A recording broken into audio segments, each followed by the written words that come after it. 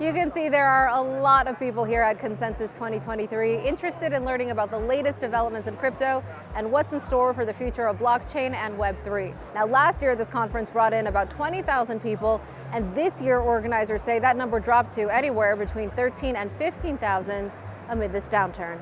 Obviously, this has been, I would say, the most turbulent year in crypto's history.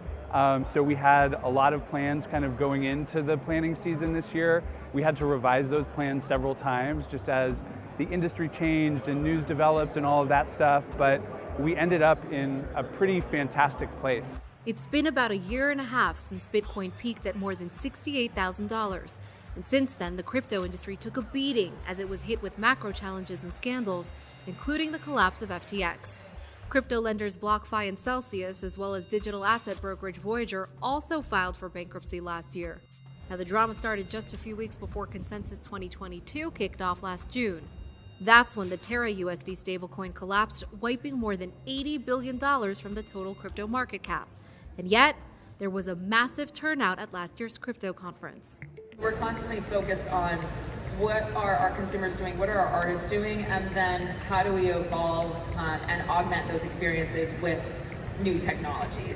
Despite everything that has transpired since then, major companies from different industries have a presence at this year's conference, with executives from Warner Music Group, MasterCard, Google, and LVMH speaking at Consensus 2023, sharing their vision as it relates to Web3 and blockchain technology. Is the budget smaller this year compared to last year? A little bit, yeah, but we are able to lean into that and kind of do some more compelling things. Last year, we had our stages all over the conference center, all over Austin. We've really kind of gathered a lot of our stages on the show floor. We have 9 stages on the show floor here, which is really unique. And it really just adds an incredible vibrancy to the show floor to have the content and the exhibitors and the lounges and the entertainment kind of all in one place. Were you at Consensus last year? And if so, how does this year compare to last year? I was, last year it was like more bull market, so I feel like it was like everybody was really excited. This year is more chill, but I feel like there's like a lot more quality than quantity here. What are you noticing is different this year compared to last year? I just think that there's less people here than last year, but I think that it's still a pretty good show, pretty good turnout for so far. Last year you had a lot of trucks driving around promising 20,000% return on this token and some flashy sports car, and this year there's a lot more people that look into what can this technology really do and how can it really change everybody's life. Last year Consensus was in June. So it was just 1 month after the Terra Luna collapse. So we still didn't really know what the effects of that ecosystem collapsing is going to have on the rest of the crypto ecosystem. And since then, BlockFi, Celsius, FTX, so we had a lot of these failures. A lot of people have been scared to come into the crypto space.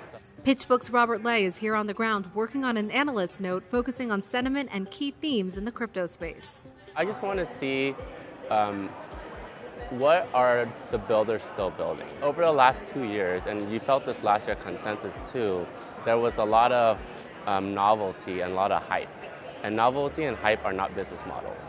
And so this year, that novelty and that hype is not around anymore. And now it's what developers are building that has real-world practical use cases, and that can be monetized, that can be built into products and businesses.